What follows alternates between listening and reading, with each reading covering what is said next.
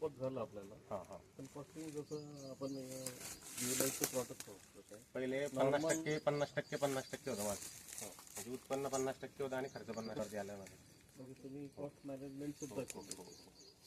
हा म्हणजे good message आहे. म्हणजे कसं आहे ओव्हरऑल टायमिंग आणि जो यील्ड तुम्ही पाहता तुम्ही अशी केळी म्हणजे आपले हे प्रोडक्ट वापरले आपण म्हणून, नाही तर दुसरे प्लॉट भरपूर आहे.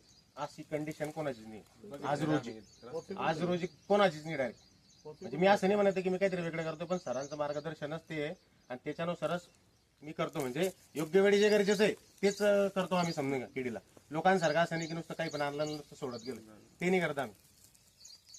नीट आयडेंटिफाईड करून त्याच्यावरती सगळंच आणायचं नाही, खट्ट सोडून द्यायचं. ओव्हरऑल एकच म्हणजे ठीक आहे पानं तर मोठी असतात केळीची, पण त्यांची जो लीफचीच आहे म्हणजे दोन पानातला जो अंतर छोट्या छोट्या केळी रोडचे ते पण म्हणजे याच्यानंतरचे 1 महिना त्याच्यानंतर 1 महिना हा टोटल 15,000 प्लांट आहे.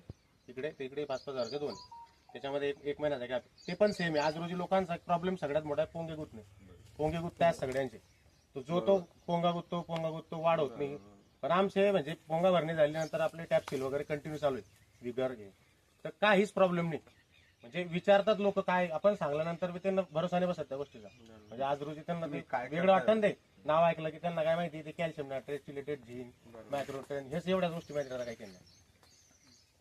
बाकी प्लॉट आता हा खाली होईल ना, आतापासून मला बुकिंग आलंय. म्हणजे आतापासून बुकिंग चालू झालेलं आहे. जेव्हा हा प्लॉट कटिंग चालू होईल म्हणजे 10-20% बाकी राहील तेव्हापासून लोक माझ्याकडे डायरेक्ट पूर्ण प्लॉट पूर्ण बुकिंग असतं. म्हणजे माझं आजपर्यंत एक पण बेना असं नाही की ते विकलं गेलं नाही म्हणून. ओव्हरऑल तर 30% कॉस्ट ऑफ मॅनेजमेंट तुम्ही बेण्यामध्ये काढून घेताय. आणि बेण्याचं परत अजून एक वैशिष्ट्य आहे की ज्यांनी बेनं नेलेलं असतं त्यांचे प्लॉट त्यांचा जो प्लॉट आहे तो रोपांसारखा ट्रीट होतो. ललित भाऊंनी त्यांचं बेनं नेलेलं 2 वर्षापासून वापरतो म्हणजे आपल्या कंपनीचाच प्लॉट आहे.